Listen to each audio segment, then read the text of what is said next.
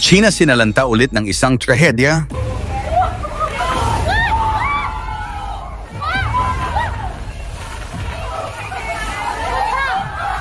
Nitong Abril 11 at Abril 12, naranasan ng malaking bahagi ng Hilagang China ang matinding pagbabago sa panahon dulot ng tinatawag na cold vortex o malamig na buhawi na sinabayan pa ng malalakas na hangin, pag-ulan ng niebe at biglaang pagbaba ng temperatura. Ang kalamidad na ito ay nagdulot ng malawakang abala sa mga sistema ng transportasyon, pagkansela ng mga biyahe at panganib sa kaligtasan ng publiko. Ano ang cold vortex? Handa ba ang isang bansa tulad ng China sa biglaang hampas ng kalikasan? Yan ang ating aalamin.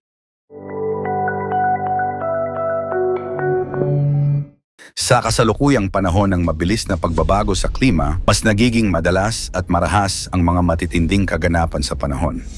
Isa sa mga pinakahuling halimbawa nito ay ang cold vortex na tumama sa hilagang bahagi ng China noong Abril 2025. Ayon sa mga ulat mula sa The Guardian at Xinhua News, umabot sa 200 kilometro bawat oras ang bugso ng hangin sa ilang rehiyon gaya ng Inner Mongolia. Nagresulta ito sa pagkansela ng higit 100 mga biyahe sa paliparan, pagbagsak ng temperatura ng higit 10 degrees Celsius sa loob lamang ng isang araw, at mga babala ng panganib na inilabas ng mga lokal na autoridad.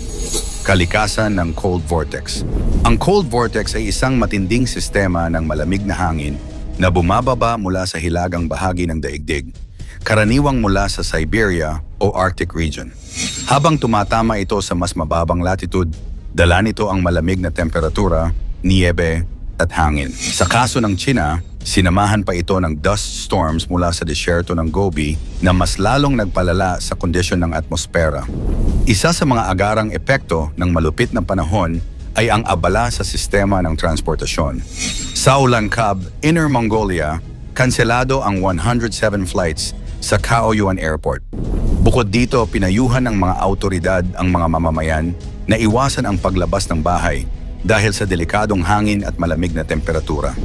Apektado rin ang mga tren at iba pang uri ng pampublikong transportasyon. Hindi lamang sa lungsod naramdaman ang epekto, ang mga malalayong lugar sa kanayunan ay labis ding naapektuhan. Maraming kabahayan ang nawalan ng kuryente, may mga pinsalang naitala sa mga ari-arian, at maging ang mga alagang hayop sa mga bukirin ay nalagay sa panganib. Nagbabala ang China Meteorological Administration CMA ukol sa posibleng epekto ng dust storms na sinamahan ng malamig na hangin. Ang ganitong kombinasyon ay hindi lamang banta sa kalusugan ng mga tao lalo na sa may mga sakit sa baga, kundi pati na rin sa agrikultura.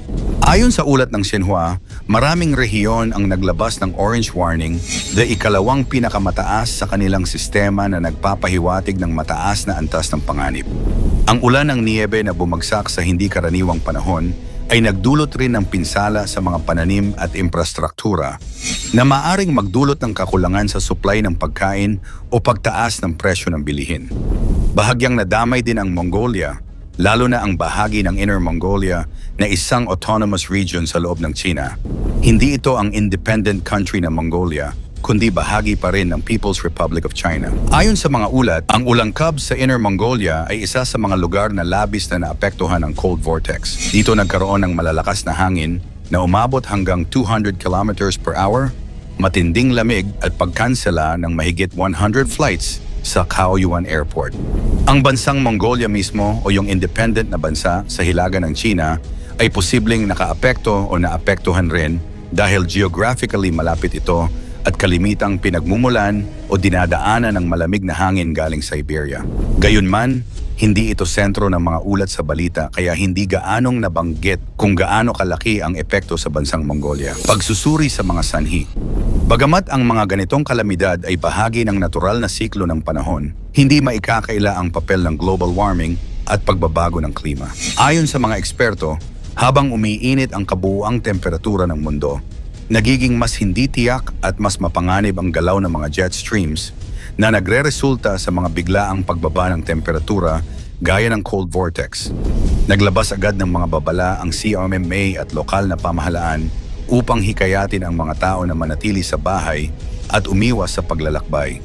Pinahusay rin ang koordinasyon ng mga ahensya sa transportasyon at emergency response upang maiwasan ang mas malalang insidente.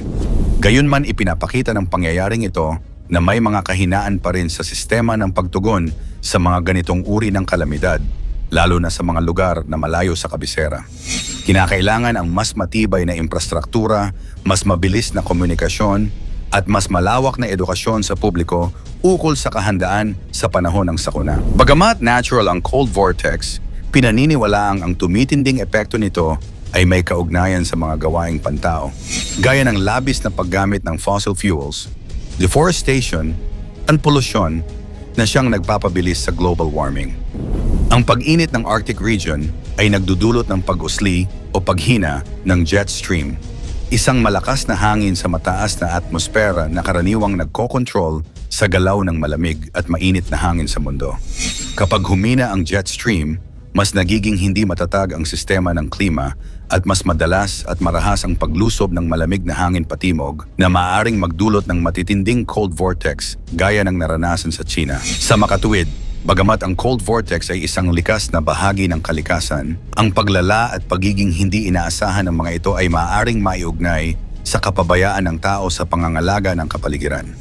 Ang patuloy na pag-init ng mundo ay nagpapataas ng posibilidad ng mga abnormal at mapaminsalang pagbabago sa klima kahit sa mga lugar na dati nang sanay sa lamig. Possible ba ang cold vortex dito sa Pilipinas? Hindi naman direktang posible ang isang cold vortex sa Pilipinas sapagkat ang bansa ay matatagpuan sa rehiyong tropical kung saan ang klima ay mainit at mahalumigmig sa halos buong taon. Ang cold vortex ay isang meteorological na phenomenon na karaniwang nabubuo sa mga rehiyon na may malamig na klima, particular na sa mga lugar na malapit sa Arctic o Siberia, gaya ng Hilagang China. Hindi sapat ang lamig sa atmosfera ng Pilipinas upang makabuo ng ganitong uri ng buhawi ng malamig na hangin, at hindi rin nararanasan sa bansa ang pag-ulan ng niyebe o pagyeyelo ng temperatura.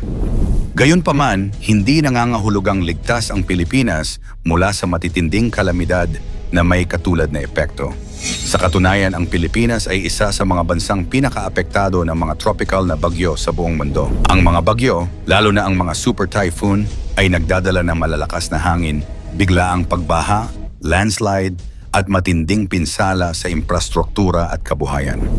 Dagdag pa rito, ang hanging habagat at monsoon surge ay maaari ring magdulot ng biglaang paglamig ng panahon, pagkansela ng mga biyahe, panganib sa kaligtasan ng publiko. Sa makatuwid, bagaman hindi mararanasan sa Pilipinas ang isang cold vortex sa teknikal na kahulugan, patuloy itong nahaharap sa mga kalamidad na may parehong antas ng panganib at epekto sa lipunan at ekonomiya. Ang insidente ng cold vortex sa China ay isang malakas na paalala ng kahinaan ng tao sa harap ng kalikasan.